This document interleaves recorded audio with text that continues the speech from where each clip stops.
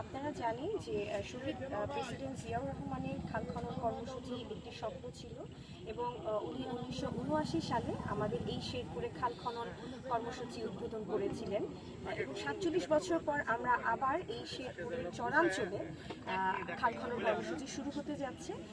আমাদের দলের দলনেতা এবং বর্তমান প্রধানমন্ত্রী জনাব তারেক রহমান সাহেবের এই খাল খনন কর্মসূচি অন্যান্য সকল কর্মসূচি থেকে একটি আলাদা কর্মসূচি এবং অত্যন্ত ফলপ্রসূ কর্মসূচি এবং আমরা ইনশাল্লাহ অতি দ্রুত খাল খনন কর্মসূচির মাধ্যমে আমরা এই শেরপুরের চরাঞ্চলে মানুষের যে দীর্ঘদিনের ইচ্ছাটা সেটা পূরণ করব এবং আমি যেহেতু চরের মেয়ে সুতরাং চরাঞ্চলের এই যে এলাকাতে আমরা খাল খনন কর্মসূচি করব সেই এলাকাতে আমরা পরিদর্শনের জন্য এসেছি এবং এখানে দেখছি কৃষক চাচারা ধান খাচ্ছে এবং তারা খুবই আন্তরিক খাল খনন কর্মসূচির জন্য।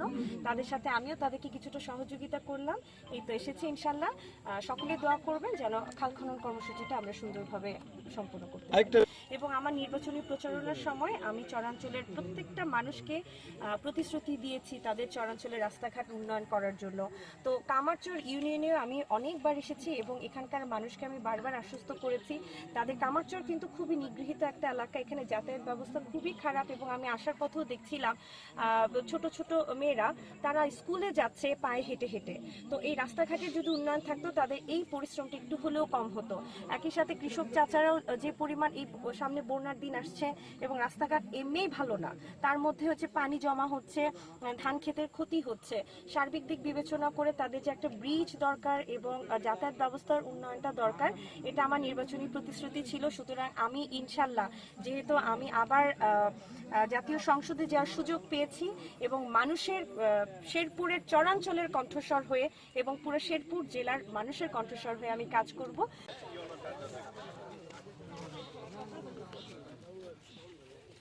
আচ্ছা, আমরা মনে হয় যে ওই খাতটা কাটছে না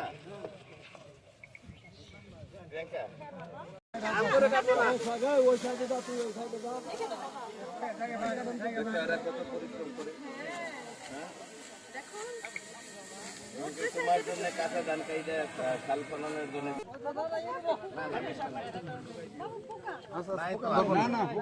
পোকা ধরবে না। এই দেখো ধান কাটবে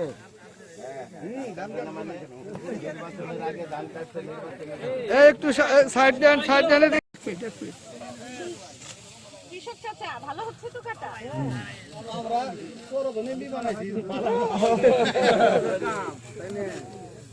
আমি আপনার মতন এক্সপার্ট হতে পারলাম না। হয়ে যাবে। ধান ধরে একটু দাঁড়াই তো, ধান ধরে একটু দাঁড়ান। কৃষক দলের এদিকে খা।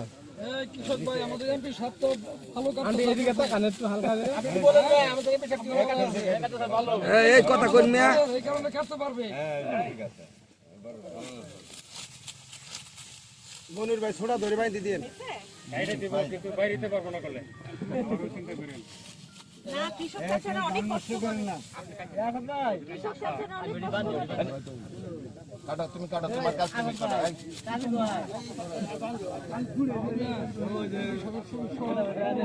এক টানের বরকার টান দিয়ে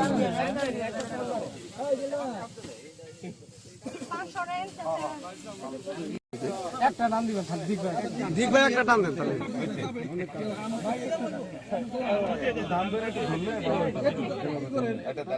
না না, ওরটা তোমারটা তুমি করো, কাটো। এই তো